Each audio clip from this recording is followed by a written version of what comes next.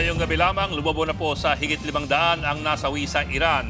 Dahil pa rin yan sa walang patid na missile attack sa kanila ng Amerika at sa Israel. Marami na rin ang nasawi sa mga iba pang nadamay na bansa sa Middle East. Pero sabi ng Amerika, posibleng tumagal pa ang kanilang military operations sa Iran. Nasa frontline ng balitang yan si Rainiel Pawid. Mula pa noong Sabado, wala nang tigil ang Amerika at Israel sa pambobomba sa Iran. Ilan sa mga naaktuhang tinamaan ng airstrike ang broadcasting headquarters na ito sa Tehran.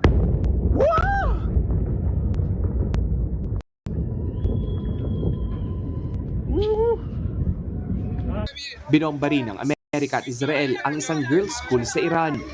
Mahigit 100 sibilyan at batang mag-aaral ang namatay.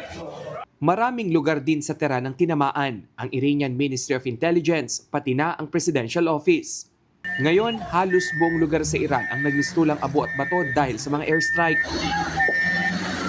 Matapos ang pag-atake, mismong Amerika pa ang naglabas ng mga video ng aktwal na pagtama ng kanilang missile sa Iran. Ilan sa mga ito ang tinamaang jet fighter. Napatay rin ng Amerika at Israel ang Supreme Leader ng Iran na si Ali Khamenei. Nadamay rin ang kanyang anak na babae at apo. Kaliwat kanan na rin ang mga litrato ni Khamenei sa Iran bilang pagluksa. Ayon sa Israeli Army, 40 senior officials ng Iran ang nasawi. Kaya bilang ganti sa Amerika at Israel, nagpakawala rin ng missile ang Iran. Oh my God! Yo! Yo!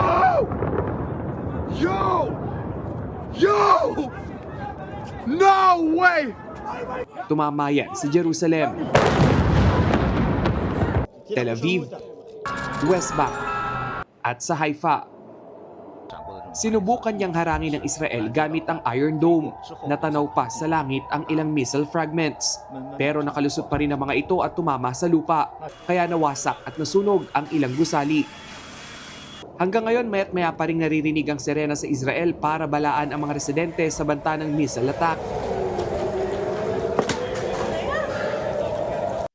Bukod sa Israel, nadadamay rin ang iba pang mga bansa, gaya sa United Arab Emirates, partikular sa Dubai, kung saan dumagundong ang pagsabog ng drone sa isang luxury hotel. Nagbagsakan din ang missile maging sa Dubai Airport. Ganyan din ang eksena sa Abu Dhabi, Mapa Airport hanggang Pantalan. Sa Kuwait, pinuntirya rin ng airstrike ang kanilang paliparan. Sa pulsa video ang pagbagsak ng drone.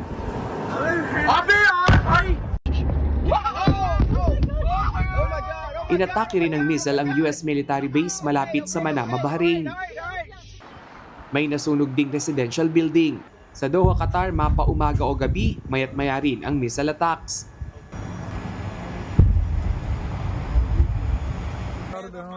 Rumesbak naman laban sa Israel ang militanteng grupong Hezbollah na suportado ng Iran.